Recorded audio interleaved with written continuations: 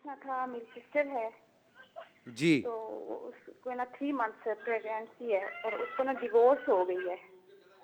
अच्छा। तो मैंने पूछना था कि डिवोर्स हो सकती है कि नहीं। कुछ लोग कहते हैं कि प्रेगनेंट के दौरान डिवोर्स नहीं हो सकती। अच्छा सवाल है, मैं ये तीनों से आपका जवाब ले लेता हूँ।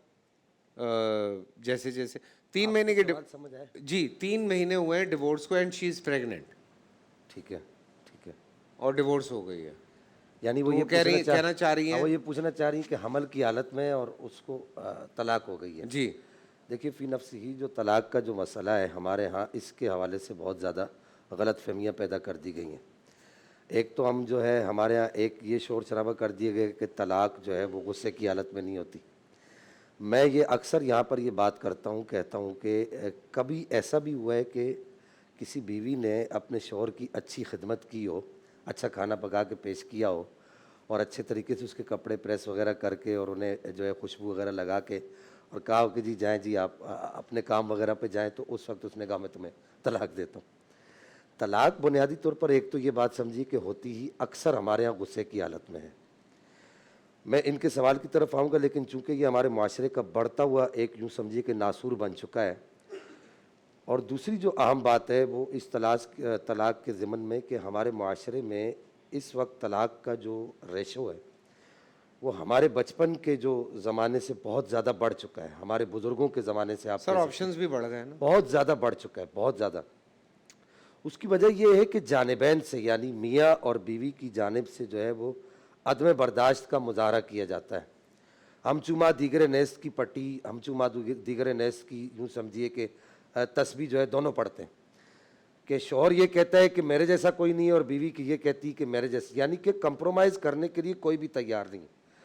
और फिर सबसे बढ़कर जो ज़्यादा जो आग लगती है वो मोहल्ले की परवीन लगाती है।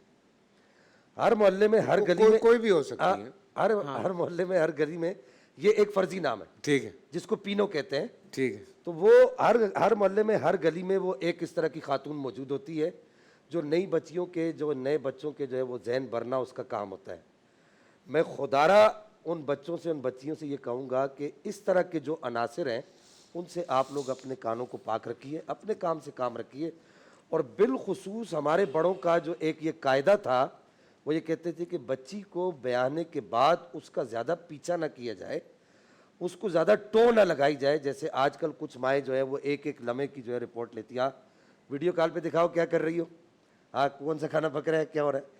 ये चीज़ें भी बच्चियों के घर को तबाह करने के मैं समझता हूँ कि बुनियादी अनासिर में से एक उनसर है। अब आ जाइए इनके सवाल की तरफ। इनका जो सवाल है वो ये है कि हमल की हालत में, प्रेगनेंसी की हालत में तलाक वाक़ हो जाती है। अब ये इसकी जो इद्दत की जो मुद्दत है वो वज़अ हमल है, यानी जब ये बच्चे को पैदा करेगी तो इसकी इद्दत की मुद्दत ख़त्म हो जाएगी। अब बाज़ औक़ात ऐसा होता है कि वो तलाक के मसाइल की नावाक़फ़ियत की वजह से ऐसा भी होता है कि एक तलाक दी होती है और लोग ये समझते हैं कि जी ये सारी तलाक़ें वाक़ हो गई हैं। अगर उसने 3 तलाक कह दिए है बैक वक्त, तो अब ये तलाक वाक़ हो गई है। जब ये इसके बच्चे की विलादत होगी तो यानी कि इसकी इद्दत की मुद्दत गुजर जाएगी। अब इद्दत की मुद्दत गुजर गई तो अब इसके बाद ये कहीं भी निकाह कर सकती है, यानी कि जिससे भी निकाह करना चाहिए। लेकिन उसमें रिकन्सिलिएशन का कोई चांस नहीं है। मैं नहीं समझा रही, मतलब अगर तलाक मुगल्लज़ा हो गई है हाँ तो फिर नहीं है।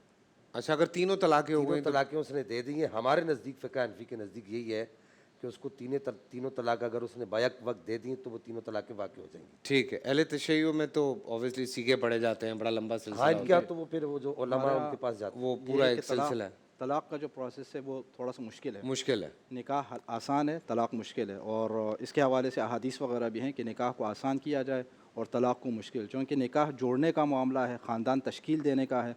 और निकाह जो है जिसकी वजह, तलाक़ की वजह से ख़ानदान टूट जाते हैं, लोगों के दरमियान इख्तिलाफ़ात बढ़ जाते हैं। तो इसलिए तलाक़ के अंदर यह है कि गुस्से की वजह से भी अगर कोई तलाक़ दे दें तो तलाक़ वाक़ नहीं होती। और एक और इंतहाई अहम शर्त यहाँ पर यह है, कुरान करीम सूरह मुबारक तलाक़ के अंदर भी आयत करीमा है कि 2 गवाहों की मौजूदगी में आप तलाक़ दे दें। तो ज़ाहिर है 2 गवाह जब तलाश करने जाएंगे, आपको अगर गुस्सा भी आया अगर होगा तो वो गवाह फिर आपको समझाएंगे, एक समझाएगा दूसरा समझाएगा, तो तलाक़ की नौबत फिर नहीं आती।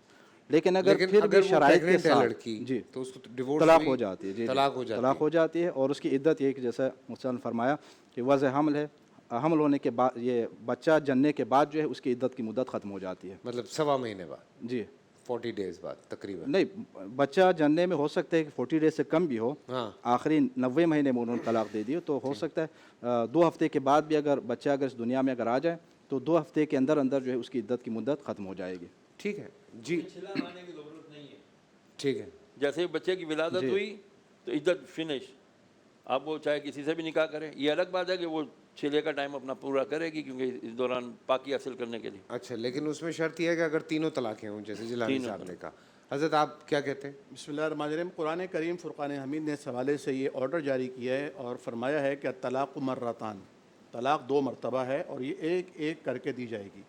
فَإِمْسَاكُمْ بِمَعْرُوفٍ أَوْ تَسْرِيحٌ بِإِحْسَان. پھر چاہو ایک طلاق دے دی ہے، چاہو تو اپنے پاس اچھی طرح روک کے رکھو، یا چاہو تو پھر اگلی مدت میں آ کر اگلے مہینے اسے دوسری طلاق دو، اس کے بعد پھر تمہارے پاس حق نہیں تیسری طلاق دو. اس طرح طلاق کا طریقہ بتا دیا. پھر دیکھیے جیلانی صاحب نے جو فرمایا فقہ حنفی کے اعتبار سے بالکل درست فرمایا. فقہ حنفی میں ایسا ہی ہے مسئلہ، لیکن فقہ حنفی اور اس کے جتنے متقدمین فقہا ہیں وہ سب یہ فرماتے آئے ہیں کہ طلاق کی 2 قسمیں ہیں.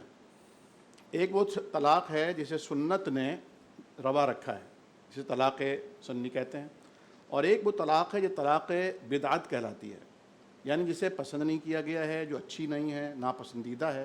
طلاق ویسے بھی ناپسندیدہ ہے لیکن جائز ہے.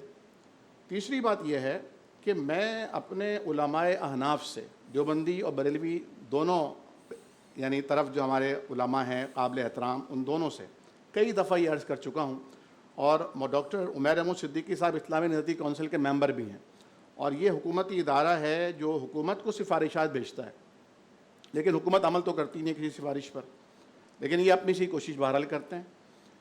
انہوں نے بھی ڈاکٹر قبلہ ایاز کی سربراہی میں گزشتہ دنوں یہ باقاعدہ طور پر سفارشات بھیجیں کہ 3 طلاق اکٹھی دینے پر پابندی لگائی جائے.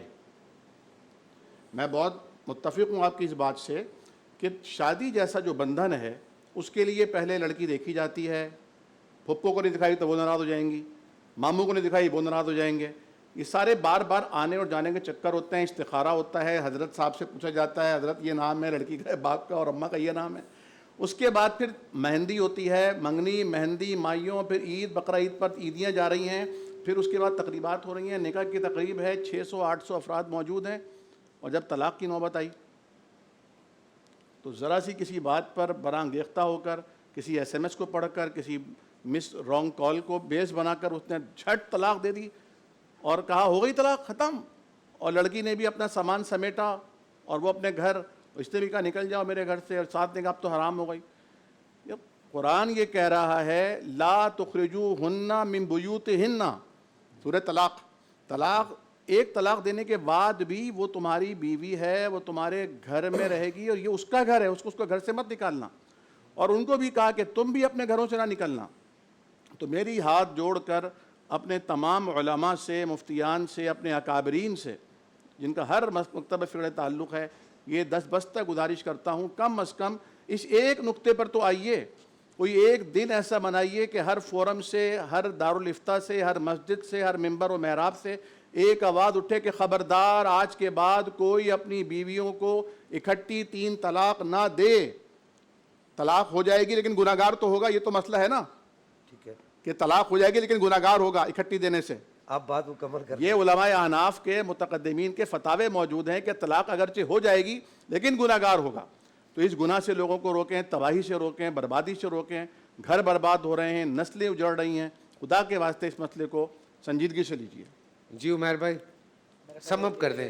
خاتون نے بہت سادہ سوال کیا تھا. سادہ جواب یہ ہے کہ جس حالت کا انہوں نے ذکر کیا اس میں طلاق واقع ہو گئی ہے، اور جو اس کی عدت ہے وہ ڈیلیوری ہے. ان کی عدت مکمل ہوگی، وہ کہیں نکاح کر سکتی ہیں. اور 3 طلاقوں کا ڈاکٹر صاحب نے جو وضاحت کی ہے، تو قرآن مجید میں جہاں الطلاق مرتان کا ذکر ہے تو اس کے تھوڑا سا اگر آپ آگے پڑھیں تو ہے فَإِن طَلَّقَهَا فَلَا تَحِلُّ لَهُ مِن بَعْدُ حَتَّى تَنكِحَ زَوْجًا غَيْرَهُ. تو یہ تمام تر صیغے بغیر کسی قید کے ہیں. تو اگرچہ ایک ہی مجلس میں 3 طلاقیں دی جائیں گی تو واقع ہو جائیں گی، لیکن یہ بدعت کی طلاق ہے. اس کو شریعت میں سنت قرار نہیں دیا گیا اور اس طرح کا طلاق دینے والا گناہ گار بھی ہوگا. اس کو ڈسکریج کرنا چاہیے. کونسل کے اندر بھی یہ مسئلہ زیر بحث رہا ہے اور اگر ریاست چاہے تو اس پر کوئی تعزیری سزا بھی مقرر کر سکتی ہے تاکہ طلاق کا جو ریشو ہے وہ کم ہو. اور بہتر یہی ہے کہ شریعت کے مسائل پہلے سیکھے جائیں اور اس کے بعد پھر اپنی روزمرہ زندگی میں آگے بڑھا جائے. ٹھیک ہے جی, چھوٹا سا بریک سے واپس آتے ہیں.